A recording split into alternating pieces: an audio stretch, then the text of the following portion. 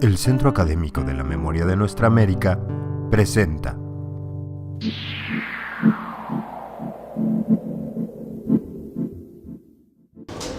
la perspectiva de Colombia en este siglo, y que forma parte de que son las encrucijadas que están viviendo nuestros países en América Latina. Hay diferencias importantes, formales,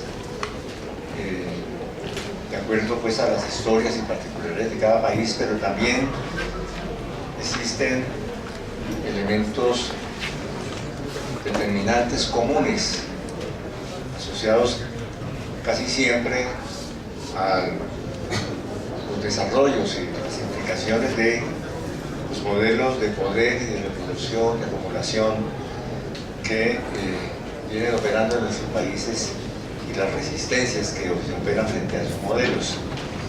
Pero en el caso colombiano, yo me voy a concretar a la pregunta que está en el título de este panel y relacionando con los acuerdos de paz. Se están firmando acuerdos en Colombia, varios acuerdos. Y la gran pregunta, ¿hay esperanza?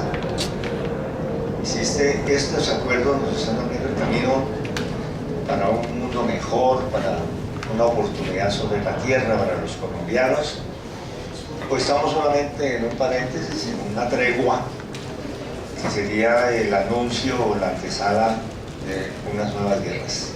¿De qué se trata? Yo pues no quiero dejarles a ustedes ningún suspenso, sino de entrada quiero decir cuál es la tesis que sostengo. Y mi opinión es que sí hay razones para la esperanza. Colombia está en una gran encrucijada que es la oportunidad para salir de una época de guerra e iniciar otra época histórica. Es un cambio de signo, de un ciclo de 70 años de historia que ha marcado todo el siglo XX, que no ha acabado. Esta ha sido una época de violencia, de guerra, de conflictos armados internos, de un capitalismo construido desde la violencia, la guerra y la corrupción. Y la gran oportunidad que está escrita es la de hacer un tránsito, de vivir un periodo de transición que no va a ser corto, que puede ser la próxima década, pero que es al mismo tiempo la transición para la apertura de otra época, en la cual las oportunidades de resistencia, las oportunidades de transformación se podrían hacer sin armas. Es el fin del ciclo de las armas y de la guerra para definir la política y la economía, para abrir una oportunidad de un nuevo ciclo de confrontación y resistencias para un cambio, pero sin guerra. Esa es la oportunidad y ese es el sentido de lo que yo me planteo con una segunda observación. Aquí, en un cambio de época, y en una transición de las dimensiones que estamos hablando, nada está sobredeterminado. Todo está en juego. No depende de leyes generales universales, sino del comportamiento de sujetos sociales, políticos y económicos. Es decir, que todo lo que está ocurriendo y el desenlace que tendrá esta coyuntura está en manos de las fuerzas transformadoras. El desenlace será de oportunidad para la democracia real, para la equidad, para la paz, en proporción y en la medida de la acción social de las fuerzas de resistencia. No es el proyecto dominante. El proyecto dominante es una paz de vencedores. La dinámica dominante es hacia una paz de vencedores. Y dentro de ese contexto, la afirmación es que hay que trabajar la oportunidad. Está abierta una circunstancia y hay que trabajarla. Dicho esta frase general, así poquito pomposa, ¿no? Pero suena. Entonces, yo quiero como ubicarnos un poco en algunos elementos que inscriben esa transición. Recordando que sí, ahí el asunto de la guerra y de las armas es muy visible. Y tenemos 3 procesos de armas andando. Uno, que tiene que ver con los acuerdos de La Habana. Un acuerdo suscrito entre el gobierno nacional en representación del Estado y las Fuerzas Armadas Revolucionarias del Ejército del Pueblo, ARP. Ese acuerdo significa terminación de la confrontación armada que implica esa fuerza y su tránsito a una fuerza política. Ese es el centro del acuerdo, la transformación de la fuerza política. Y con unos 5 o 6 puntos denunciados que agrupan las transformaciones plasmadas, pero con un elemento central: tránsito de las armas a la lucha política. Eso está firmado y estamos... Eso se firmó en noviembre del año pasado. Estamos a 11 meses. No hemos completado el año de la firma y se está en el periodo de el inicio de la puesta en marcha de esos acuerdos. El segundo proceso que no podemos perder de vista tiene que ver con el Ejército de Liberación Nacional, que están haciendo las negociaciones en Quito. Se ha iniciado una fase formal en Quito. En este momento está pactada una tregua, un cese bilateral hasta enero, con probabilidades y planteamientos y exigencias de que se vuelva un cese permanente con nuevos elementos de compromisos en cuanto a las hostilidades, para que se haga esa negociación en medio de una tregua y no en medio de la confrontación. Y en lo que se refiere con las armas, hay otras 2 negociaciones de armas que se han estado haciendo. Una negociación institucional que tiene que ver con las formas de institucionalización de las armas del Estado y el lugar del ejército y de la fuerza pública en la transición. Y un cuarto elemento es el de las posibilidades de sometimiento a la justicia en un marco legal que entró al Congreso de la República esta semana, por los grupos armados organizados denominados por nosotros narcoparamilitares o neoparamilitares en la Academia Colombiana, para diferenciarlo como fenómeno actual de lo que se presentó en otros momentos históricos como formas de paramilitarismo en Colombia. Quiere decir que en lo que se refiere exclusivamente al tema de las armas, hay varias dinámicas a considerar y ver cómo se articulan, pero que todas están en juego. Entonces, habría que ver qué intereses hay en cuanto a transitar de la guerra al postconflicto y qué intereses hay para que se pase de un conflicto de alta intensidad a unas nuevas formas de conflictividad. Hoy a un conflicto de baja intensidad y mañana a un nuevo conflicto, pero de todas maneras que exista un reciclaje de la guerra. Y hay sectores en Colombia interesados en eso. Pero hay un fuerte interés desde los sectores populares por el fin de la guerra, por la superación de las armas y la política. Hay una apuesta a terminar el conflicto armado interno. El interés procede de un convencimiento.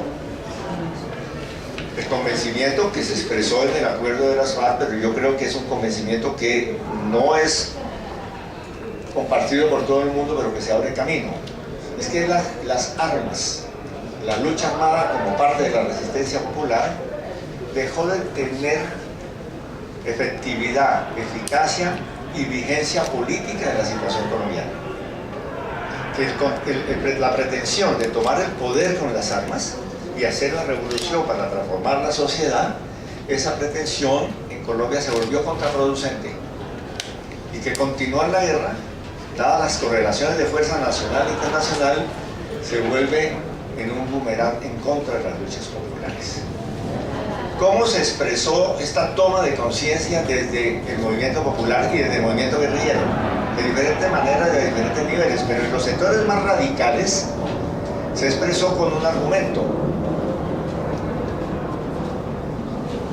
La guerra la hacemos transitoriamente, no para tomar el poder, no para hacer la revolución, sino para hacer una negociación de reglas de juego que permita, en los marcos de ese régimen, hacer la lucha en mejores condiciones. Entonces, las FARC definieron desde los años 80, definieron que el sentido de su guerra no era la toma del poder, sino lograr unas condiciones de negociación, condiciones de solución negociada. Y lo mismo el Ejército de Liberación Nacional. Con una diferencia, las FARC han dicho, y es lo esencial de su discurso, lo central es la transformación en la lucha política. Las reformas en la negociación no son reformas estructurales, son reformas para dar mejores condiciones en lo posible, pero lo esencial es el tránsito en la lucha política. Y la lucha política para hacer las transformaciones, las reformas radicales y en lo posible la revolución. Y en cambio el ELN dice, la negociación es para hacer las transformaciones, y pactadas las transformaciones pasamos a la etapa de la acción política sin armas. Son dos enfoques que han estado sobre la mesa, todos centrados en una caracterización del periodo, no como el periodo de la revolución, sino como el periodo de la negociación. Lo que estamos discutiendo no es que en Colombia se viva un periodo revolucionario.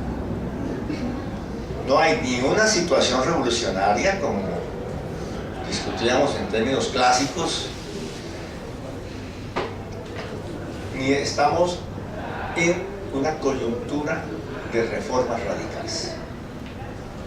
En Colombia, la caracterización de este proceso de negociaciones es una negociación a la defensiva de los sectores populares, con una correlación de fuerzas política, militar, comunicativa, cultural, favorable al bloque hegemónico, nacional e internacional. Y una correlación de fuerzas en la cual las guerrillas han sido colocadas a la defensiva y el movimiento popular de conjunto y las fuerzas de izquierda han sido colocadas a la defensiva y sometidas a tratamiento de contrainsurgencia con el pretexto de responder al alzamiento armado. Y quiere decir que entre más agudo es la iniciativa militar desde la guerrilla, más débil es el movimiento popular. Esa ha sido la ecuación que se ha ido produciendo, porque dada la situación de conjunto, la capacidad de respuesta del régimen ha sido desproporcionada. A una acción militar que responde con un plan general de sometimiento al conjunto de la población, y la guerra se convierte, la guerra y la respuesta a la insurgencia, la acción contrainsurgente se convierte en un instrumento para la reproducción del poder, para derrotar conquistas o negar conquistas, para hacer contrarreformas y para limitar el espacio de acción democrática. Entonces, por eso ha existido y existe objetivamente y en el discurso una elaboración favorable a la negociación y a superar y a decir se acabó, no más guerra, pasamos a la acción política para la resistencia, buscamos otro escenario para la revolución o para el cambio desde el sector popular, desde los sectores democráticos, liberales también, desde el poder, hay un sector importante de las clases dominantes, del poder económico, de los grandes grupos económicos, que también considera que dada la situación actual, pueden ganar más si hacen un acuerdo de terminación de la guerra y del conflicto armado y pasan a una etapa de negocios de posguerra. Y eso es sostenido por algunos sectores, particularmente los interesados, sectores del capital financiero, de los grandes grupos económicos industriales, pero también algunos sectores vinculados a las multinacionales y grandes grupos interesados en la industria extractiva en los territorios de la Amazonía, de la Orinoquía, de la periferia de poblamiento étnico en Colombia, territorios donde se encuentran grandes reservas minerales, grandes posibilidades de agroindustrias, pero que han tenido limitaciones de inversiones y han llegado al límite en cuanto a la consolidación de territorios por medio de la guerra. Y que han logrado, sí, hacer replegar durante estas décadas a las guerrillas de territorios muy importantes del petróleo, del banano, del carbón, del oro, pero siguen en disputa por resistencias populares y por presencia insurgente, territorios muy valiosos desde el punto de vista de las posibilidades de inversión. Es decir, les interesa la inversión de posguerra y les interesa evitarse los gastos y los sobrecostos de seguridad y de guerra para mayores márgenes de inversión en los territorios. Para decírselos en términos colombianos, todo el oriente colombiano hacia Venezuela son 7 millones de artilladura y combinándolo con las zonas en disputa en la Amazonía, del Caquetá o del Putumayo, perfectamente pueden ser, pues el objetivo puede estar en 15.000 millones de hectáreas. Es una proporción muy importante del territorio colombiano, el 10% del territorio colombiano, que está en la mira de las multinacionales y donde ha estado la guerra y la confrontación. Entonces dicen, vamos a hacer, señor gobierno, arregle esto, nosotros entramos y invertimos y hacemos las cosas baratas. Entonces la violencia inercial les sirve para acabar de limpiar el territorio, pero dicen, en lo fundamental ya limpiamos, queremos entrar a los negocios. Entonces hay todos unos sectores tradicionales, digamos, urbanos y del capital y las multinacionales que estarían en ese interés.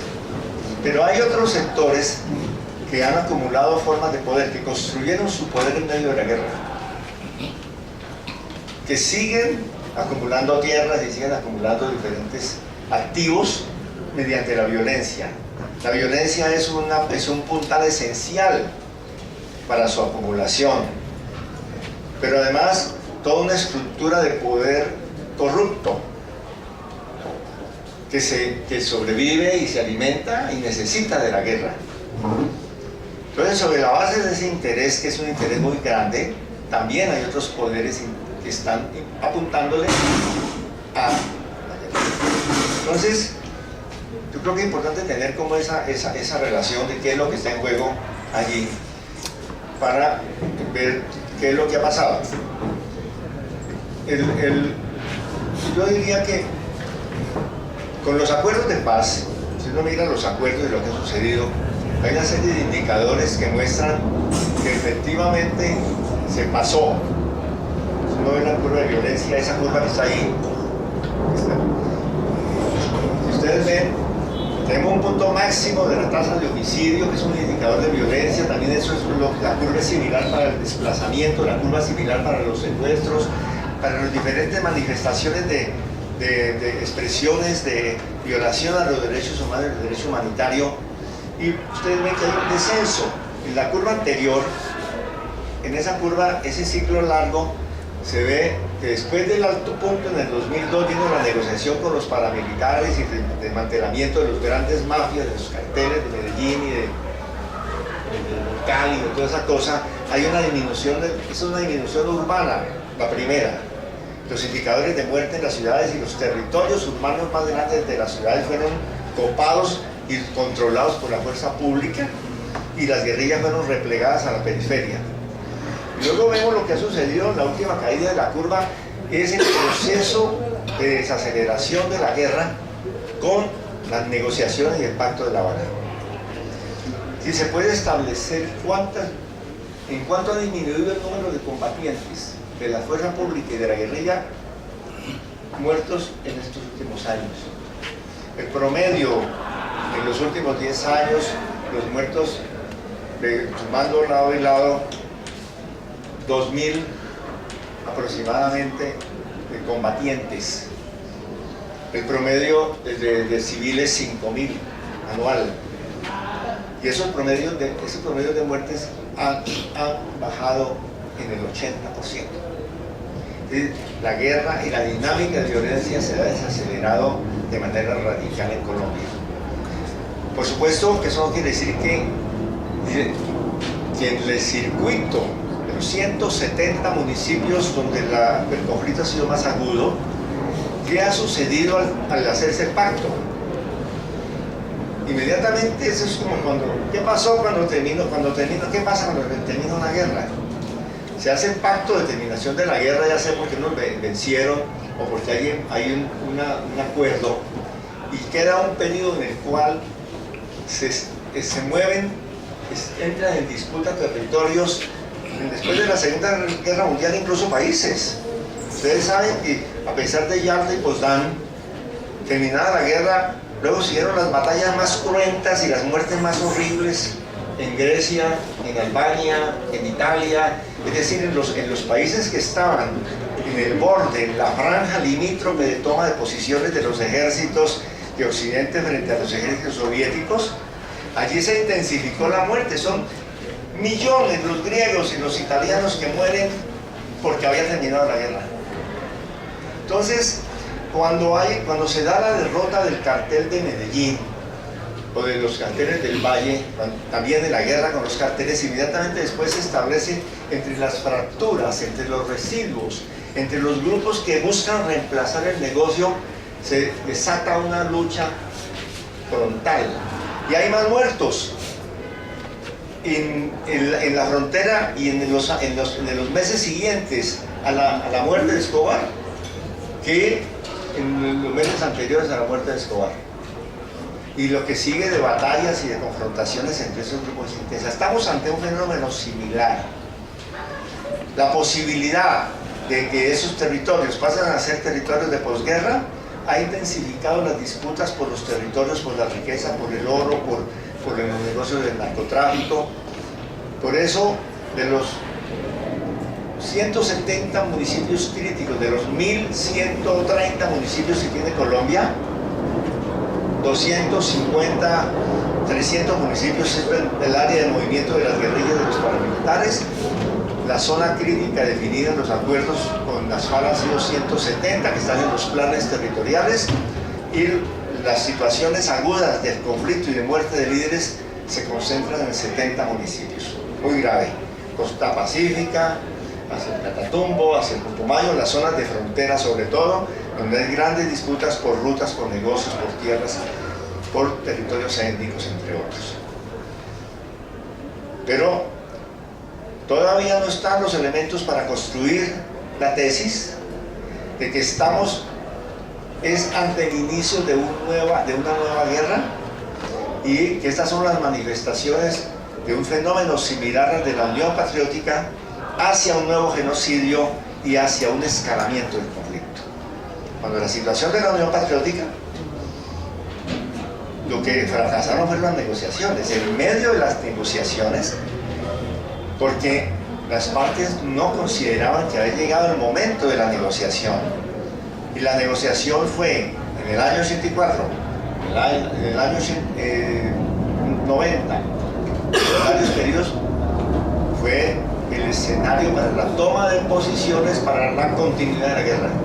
Ahora estamos en un fenómeno radicalmente distinto.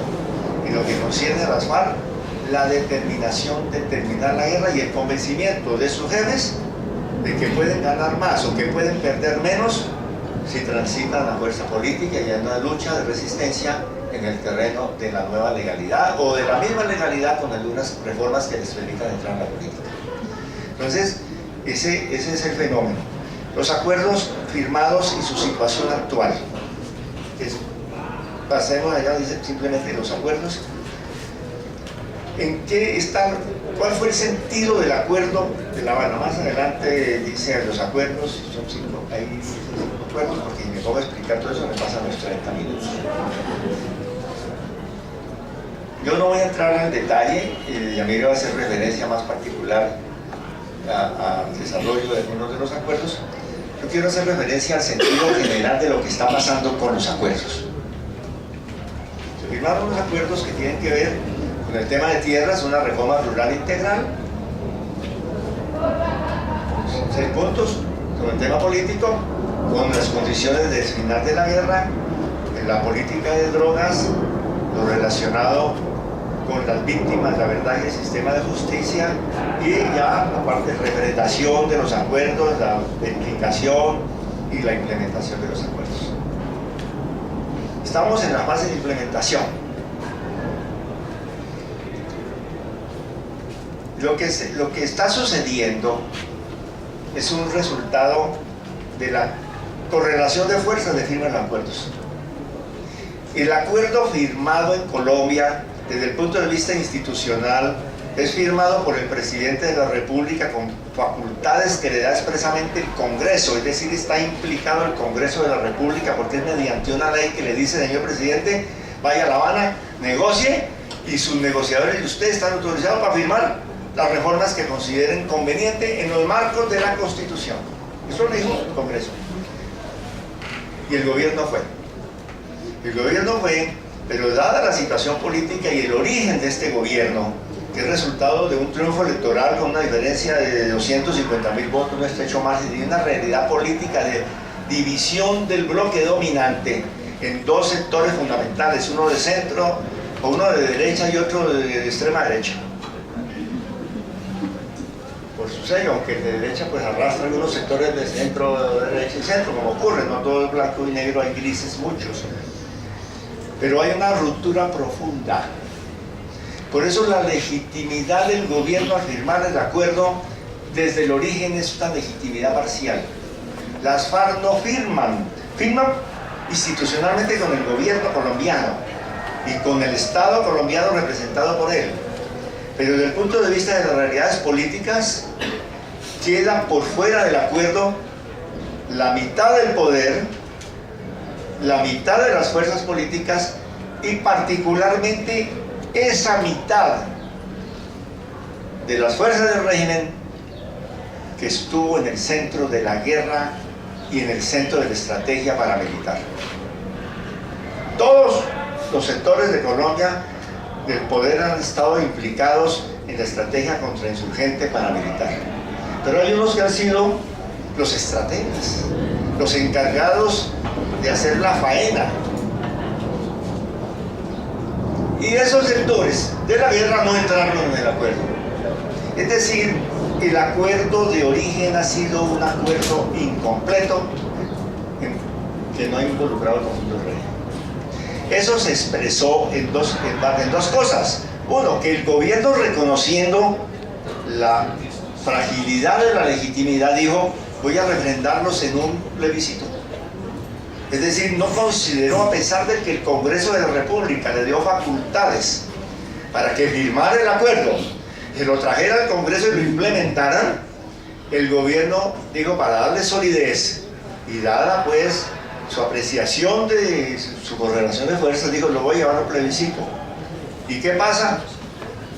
Se perdió el plebiscito. Algunos dicen que hicieron trampa, que amenazaron a la gente, que le engañaron, nos dijeron que el diablo iba a hacerle crecer cola al que votara a favor del plebiscito. Todo eso es cierto, las estrategias de manipulación y todo eso. Pero yo creo que hay que ir a lo esencial, porque del otro lado también hubo mermelada, corrupción, los ñoños, sobredrés, todo. Sí, si ponemos de un lado y de otro, las trampas son un poco tramposos y quedan empatados. Y si quedan empatadas las trampas, entonces que queda en claro que lo que se esperó es una realidad política. Y la realidad política es que hay un sector de ultraderecha que no quiere estos acuerdos, que quiere una paz de vencedores completa y no parcial, que quiere un sometimiento y no una negociación, y que ese sector es capaz de convocar a la mitad de la población colombiana. yo les voy a decir lo siguiente, yo lo digo en México y eso que no quede grabado y ustedes no lo repitan. Es de tal proporción el fenómeno, lo que ha pasado en la cultura colombiana, las características de esta guerra, la corrupción, el papel de las mafias, cómo se ha jugado el poder, que si Pablo Escobar se lanza hoy, resucita, porque usted sabe que es capaz de resucitar, resucita y se lanza a la presidencia, por lo menos quedan empatados, él con el padre Pacho de Rú del otro lado, es decir, el Papa de un lado y Pablo Escobar del otro, y quedan empatados. Entonces, quiere decir que la lucha por la solución política negociada en Colombia no se ha resuelto. Es una batalla de todos los días. Y no se ha sellado el pacto entre la insurgencia, la resistencia popular y el poder, como sí ocurrió en 1990 en las negociaciones con el M-19. Cuando las negociaciones con el M-19, yo fui negociador, firmante, participé en todo el proceso, fui ministro de Salud por la Alianza Democrática M-19 en ese entonces, estuve sentado negociando palabra a palabra de esos acuerdos. Participó todo el poder. Nosotros estábamos en un lado de la mesa negociando y al frente estaban el Congreso de la República, todos los partidos, todos los cacaos, el presidente y todo el mundo. Se convoca una asamblea constitucional, se llamó, y en su momento, a pesar de que se hizo, aprovechando el estado de sitio, metiéndole, forzando la normatividad, haciendo una cantidad de trucos de los cuales fuimos partícipes, porque era el país del estado de sitio, del estado de guerra perpetuo era la situación de Colombia, sigue siendo, pero de manera disimulada. Y hubo unidad del régimen político, de los partidos políticos que lo representaban, y se expresó como un acuerdo nacional. En Colombia no hay un acuerdo nacional de paz. Está en construcción. No lo hay porque no están todas las fuerzas insurgentes. Aunque el ELN sea una fuerza de menor impacto, eso está por discutir y ver sus particularidades. De todas maneras, desde el punto de vista de la confrontación y territorialidad, no tiene las características que tenían las FARC. Tiene menor capacidad militar y política. Pero tampoco desde el punto de vista del poder. Tampoco hay unidad. Por eso la lucha de todos los días. Quiere decir que no estamos en la fase de implementación de los acuerdos simplemente. Estamos en una fase de implementación con renegociación y con jugadas para hacerlo trizas y desmontarlo, porque el gran reto es, el mensaje de la ultraderecha es, ustedes impusieron eso de manera irregular en contra de un plebiscito. Vamos a dirimir esto en las elecciones de mayo del 2018. Con la antesala de las elecciones parlamentarias, que será la primera fuera de fuerza. Les vamos a poner mayoría en las elecciones parlamentarias, dice la ultraderecha, con nuestros aliados que están arrastrando, conservadores, Cambio Radical y demás, un porcentaje apreciable, digamos con un 30% de una fuerza de estas domina el Congreso, pasando de lo que tienen ahora de 19, y les vamos a dar las presidenciales, y a partir de eso vamos a volver trizas o a redefinir los acuerdos, redefinirlos en dos puntos básicos. Los de la FARC se van para la cárcel, y lo segundo, no vuelven a la política, sino después de que cumplan las penas, es decir, después procesos 5 años y penas 8 años, dentro de 13 años, como saben que la edad promedio de los comandantes de secretariado es 65 años, entonces ya más o menos imaginan ustedes qué es lo que quieren. Es decir, sacarlos de la política. Es una estrategia para sacarlos de la política. Y entonces, del otro lado, del lado del sector que pactó, hay un enunciado formal que dice, vamos a respetar los acuerdos, pero dado que las FARC ya hicieron dejación de armas, ya no existen las FARC, no van a volver a existir las FARC como ejército del pueblo. no es posible.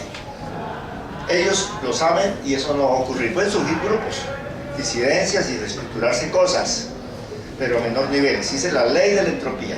La energía se disipa y vuelve a activarse, pero a nivel inferior. También en política.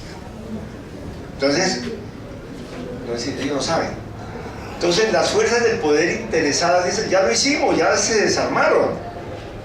Entonces comienzan a darse acuerdos entre sectores de la derecha en el poder, con todo el gobierno, y sectores de la ultraderecha para embolatar y renegociar la implementación de los acuerdos. Entonces estamos en fase de renegociación hasta que termine este gobierno, o por lo menos hasta que termine este Congreso, y este Congreso termina el 15 de diciembre de este año. A partir de ese día, ya termina antes, pero después vienen las elecciones de marzo, ¿no? Entonces estamos en renegociaciones. Entonces, ¿cuál es la apuesta en cuanto a la implementación? Las FARC han cumplido, y así lo ha certificado Naciones Unidas en lo que se refiere a las armas. Ya hay un certificado de la misión nombrada con el respaldo del Consejo de Seguridad de las Naciones Unidas y con todas las potencias. Primer caso que en una negociación en el mundo, una instancia de esta naturaleza intervienen de manera tan directa y dicen, les mando una misión para que verifique. Y acabó esa misión y acaba de decir, les mando esa misión segunda fase. Y a esa misión segunda fase les dio mandato que también intervenga en lo de Quito. Es decir, es una misión por fuera de cualquier cuestionamiento. Y la misión ha dicho, se cumplió la dejación de armas. Y dice además, no solamente se cumplió, sino que de ñapa, las FARC entregó la identificación de 700 depósitos clandestinos de armas, que en Colombia le llaman caleta, no sé aquí cómo le llaman. Oye, Camilo, ñapa, aquí se le dice pilón. ¿A quién? Pilón. Ñapa no quiere decir nada acá. Se dice pilón. Pilón. Ah, bueno, eso. Y entonces, 600 de esos depósitos clandestinos ya fueron desmantelados por Naciones Unidas y 200 están en proceso. Entonces en su informe dicen, ya recibimos las armas, ya sacamos las armas de 600 depósitos clandestinos y de los otros 200 el gobierno es el responsable, eso no forma parte del acuerdo, eso es un pilón. ¿Pilón? Pilón. Bueno, no voy a decir la palabra más. Entonces eso está cumplido. Pero como el propósito, ¿quién controla el Consejo Nacional Electoral? La mayoría, los partidos de la coalición de gobierno. Tienen que, con esa carta, esta semana, darle el certificado a las FARC para que inscriban candidatos y participen en las elecciones. Entonces, ¿qué están haciendo? Están diciendo, las inscripciones se abren el 11 de noviembre y se terminan el 11 de diciembre. Pues, como decimos en Colombia, mamemos gallo, tomemos el pelo. ¿Te dicen así, tomemos el pelo? Bueno. Y entonces, ¿qué hacen? Dicen, oiga, vamos a mandar una carta para que nos aclaren cómo es eso de los depósitos y qué va a pasar con los 200. Ya todo el mundo sabe, pero ellos mandan la carta la discuten, vuelven, luego mandan otra carta, hasta la tienen redactada para mandarla dentro de 15 días. Oiga, nos explica en la lista que mandaron las FARC de los 7.000 combatientes y de los 3.000 milicianos, de los 12.000, 15.000 que tienen esa lista, hay 25 narcotraficantes que dice la DEA y han estudiado, por favor no aclárenos eso. Entonces mientras nos aclaran, sí, mire señor, ese es un señor de las FARC que lo teníamos haciendo economía del narcotráfico, pero ese es un combatiente, narcotraficante combatiente, pero entonces por eso está allí. Entonces mientras aclaran eso, le dicen, no, un momentico, que lo diga el fiscal, y se acabó el pastel. Y el fiscal pasó el mes. ¿Ah? Y ya pasó el mes. Y ya pasó el mes. Y ya pasó el mes y llegó el 11 de diciembre y las FARC no pudieron presentar. Entonces, no, tranquilo, comandante, que para eso hay otras elecciones. Este país está lleno de elecciones. Entonces vienen las elecciones del 2020 y ustedes presentan el 2020 o el 2022. Pero ese volata la responsabilidad jurídica. en eso están. Entonces está el forcejeo, vamos a ver cómo se resuelve. Asimismo, por ejemplo, en política de drogas. Política de drogas se hizo un acuerdo que tiene partes en relación a los cultivadores, al consumo, al lavado de activos, al narcotráfico. Un acuerdo bastante completo que recoge los discursos más avanzados de estas misiones de revisión de política antidrogas en la OEA, en Colombia, en Naciones Unidas, en la última cumbre de Naciones Unidas sobre política antidrogas, pero que tampoco significa un replanteamiento de las convenciones. Es un pequeño reformismo, muy pequeño. Eso fue lo que se firmó con la presión de los Estados Unidos. Entonces dijeron, lo central es cumplirle a Estados Unidos, porque los cultivos de coca se dispararon en Colombia. Colombia de producir 450 toneladas métricas de cocaína para exportación en el 2014, está produciendo en la actualidad para exportación 1000 toneladas métricas de cocaína. Entonces los Estados Unidos dicen, tiene que volver a fumigar, una política madura, hay que acabar con los cultivos, y el gobierno dice sí, vamos a acabar con 100.000 hectáreas este año mediante erradicación forzada de unas y acuerdos voluntarios según el Pacto de La Habana otros. Pero como eso de erradicar voluntariamente, hacer proyectos productivos y todo eso, es una cosa compleja que no se puede hacer. Usted no puede hacer 75.000 proyectos productivos, que es lo que está firmado con los campesinos, en 6 meses y en un año. Eso se comprometen a hacerlo en 6 meses. En cambio, lo que sí pueden hacer y están haciendo es que están enviando 65.000 soldados que antes estaban encargados de perseguir a las FARC, están encargados de perseguir a los campesinos para tumbar las matas de coca. Entonces, de hacer la guerra con las FARC, pasaron a hacer la guerra con los campesinos, cocaleros y todos los campesinos, que sabemos cuáles son sus condiciones sociales y demás, que son pequeños productores, la inmensa mayoría de ellos gente pobre. Entonces, en lugar de implementar el acuerdo como está en la letra, están haciendo un programa de erradicación forzada presionado por los Estados Unidos, en unos conflictos terribles en los territorios que están siendo respondidos por grandes movilizaciones. Hoy, por ejemplo, hay levantamientos campesinos en todo el sur de Colombia, en toda la zona de la frontera con Ecuador, el Nariño, Tumaco, el Cauca, Caquetá, y ahora se unen la frontera con Venezuela y otros departamentos. Es decir, tenemos un levantamiento campesino de resistencia que se está dando frente a la forma como se están aplicando no los acuerdos, sino las políticas impuestas por los Estados Unidos. Entonces allí el gobierno maneja los dos discursos en la tribuna, y en la práctica pues lo único que tiene es la acción de la fuerza pública para ir a hacer erradicación. Y con una llamada telefónica mueven un batallón, con una llamada telefónica no mueven ni siquiera 2 burócratas para que saquen una partida presupuestal para hacer el programa de sustitución. Entonces ahí va. El otro punto importante que ha estado discutiéndose es el relacionado con la apertura política. Sobre eso se ha aprobado un estatuto de la oposición en el Congreso de la República.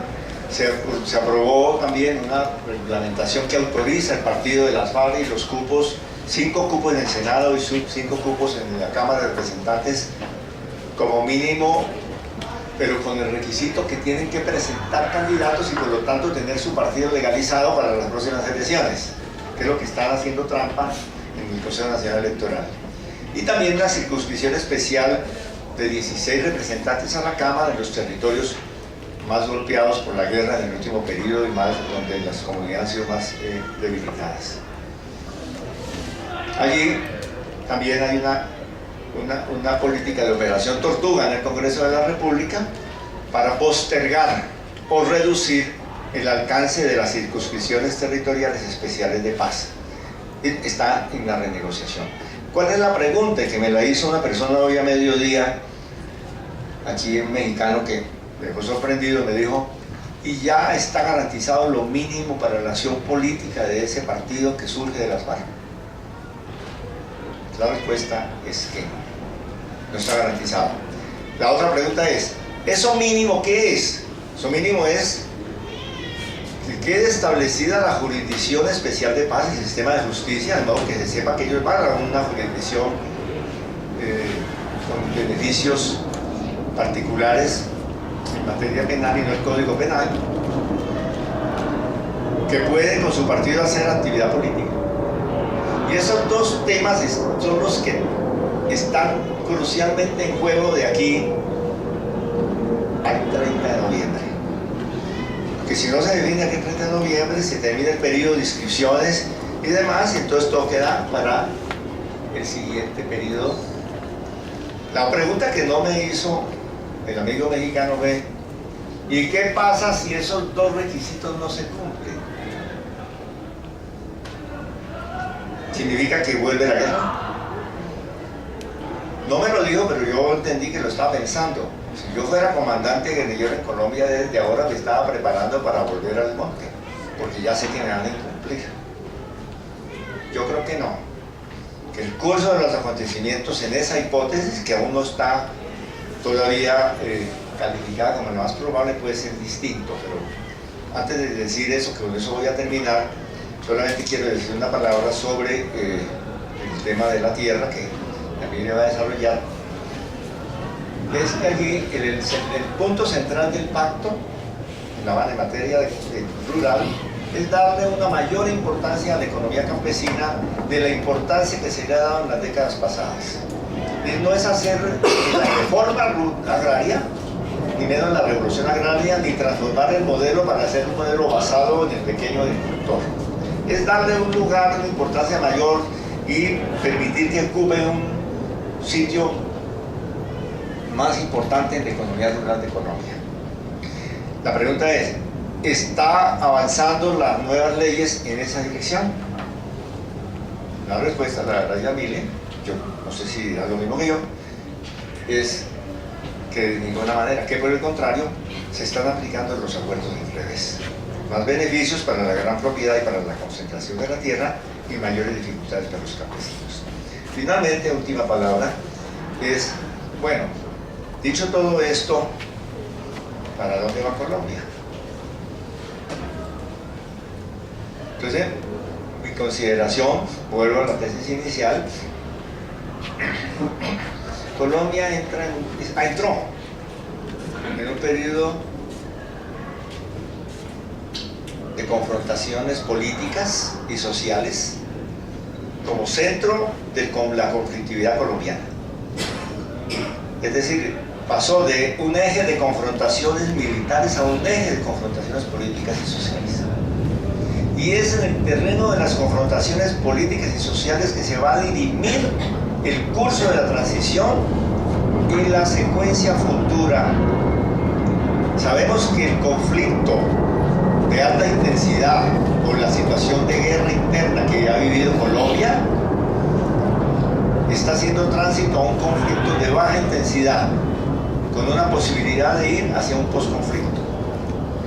Entonces, estamos en ese momento que dirime el sentido, la capacidad de resistencia desde los sectores democráticos, la capacidad de una coalición desde los sectores que quieren defender la solución negociada y los acuerdos de La Habana.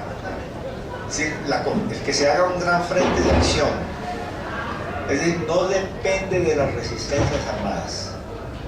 Las resistencias armadas se convirtieron en algo contraproducente para la lucha democrática en Colombia y en este periodo más. Entonces, todas las apuestas están allí, en la movilización social, pero también en lo que ocurre en las elecciones del 2018. Elecciones tramposas siempre han sido, y estas van a ser igual de tramposas. Comenzando porque no van a dejar participar a las fuerzas políticas que acaban de salir de la guerra. Pero allí se va a definir muchísimo, y esa suerte no, eso no está decidido del todo. Si ustedes miran las encuestas de posibilidades presidenciales, el mayor porcentaje, el espectro político mayoritario en Colombia está en las posiciones de centro-izquierda. Los candidatos desde el Partido Verde hasta el Polo Democrático, ninguno de ellos comprometidos con antecedentes de la lucha armada, significan el 40% de las elecciones electorales presidenciales sumados. Los candidatos del uribismo, sumados todos ellos, no dan la mitad de lo que marca Petro en las encuestas. Y por otro lado, las FARC y su partido marcan aproximadamente el 4% en las encuestas, 4 o 5% como máximo. Eso es un indicador volátil, pero de todas maneras, eso nos indica que no está dicho ni está escrito en ninguna parte. Primero, que la ultraderecha vaya a ganar las elecciones. Eso está en juego. Depende de decisiones políticas. ¿Van a hacer o no van a hacer acuerdos los de centro? Claudia López, Fajardo, Robledo, Navarro, que están en un juego, en un acuerdo de buscar un solo candidato, ¿lo van a culminar? Si esa coalición se cuaja, tienen todas las probabilidades de estar en la segunda vuelta. ¿Qué va a pasar con la candidatura oficialista liberal del partido de la U? ¿Y qué va a pasar con Cambio Radical, que es la fuerza destacada y que es en este momento la fuerza más destacada de la derecha? Electoralmente no está decidido. La otra cuestión, las FARC, con el conejo, con todas estas situaciones de negociación de lo renegociado, las FARC están sufriendo un descrédito político en su propia militancia. Hay sectores de la militancia de las FARC que se están yendo. Por ejemplo, un campamento de 450 combatientes, que estaban ya excombatientes, bajo la dirección de Romaña, que tiene mucho prestigio en las FARC, en el sur del país, en Nariño. La gente, con todo lo que ha sucedido y todo ese estado de incumplimiento, en ese momento tiene 250, otros 200 van para la casa. Pero al mismo tiempo hay una competencia de los carteles, del Clan del Golfo, hay una disidencia muy fuerte de las FARC hacia el oriente del Guaviare, del comandante Gentil, un hombre de mucho prestigio dentro de las FARC, que dijo: no me sirve el acuerdo, yo no voy a la firma, me vago. Y inició con 300 hombres, en este momento dice que tiene ya 600, se ha extendido a otro departamento vecino. El Guaviare es un departamento muy despoblado, tiene 150.000 habitantes en la Amazonía, al lado de Caquetá, que es lo mismo, pero entonces en esa franja despoblada y marginal va creciendo y va empatando con otros frentes y puede llegar, si siguen como van las cosas, para el principio del año entrante va a tener 1000 efectivos reagrupados. Y otros pequeños grupos que han salido de milicias que se están asociando al narcotráfico, de la marihuana en el sector del Cauca y de la coca en el sector de Nariño y en el Andén Pacífico. Y que podríamos tener, ¿qué eran las FARC? Las FARC era un ejército, cuando inició las negociaciones, de 15.000 efectivos armados en unidades de combate, entre 10 y 15.000 milicianos como mínimo, y una periferia de soporte logístico, sin contar los aparatos políticos, para hacer un conglomerado de más de 30.000 efectivos en armas. Era un ejército no derrotado, disminuido, marginalizado, pero de una potencia impresionante. ¿Cuántos de ese ejército están en la disidencia y cuántos pueden llegar a estar? Yo calculo que si siguen las cosas en este deterioro del escenario político, pueden reagrupar hasta el 10%, que sería muchísimo. Miren ustedes, de todo ese complejo de periferias y de clases para medidas de la gente. Y eso quiere decir, además, las mafias se están recomponiendo, tratando de reagrupar grupos de milicianos que estaban en la frontera entre la acción política y los negocios, y entonces están tratando de contarlos, pero ya no para estructuras disidentes con sentido contestatario rebelde, sino para estructuras directas de mafias y de negocios. Entonces, vamos a tener el peor escenario visible en Colombia sería: gana la ultraderecha, se destapan dos tipos de resistencia: una resistencia civil que busca una coalición democrática del centro a la izquierda para mantener la resistencia civil como dinámica central, y también unos sectores ultrarradicales que dicen: nos han traicionado, nos vamos de nuevo a la guerra. Las negociaciones con el ELN se embolatan y el ELN es a su vez como un punto de referencia, se recompone y se endurece y vamos a tener un periodo de posguerra con las FARC, pero de recomposición de la guerra de baja intensidad en Colombia.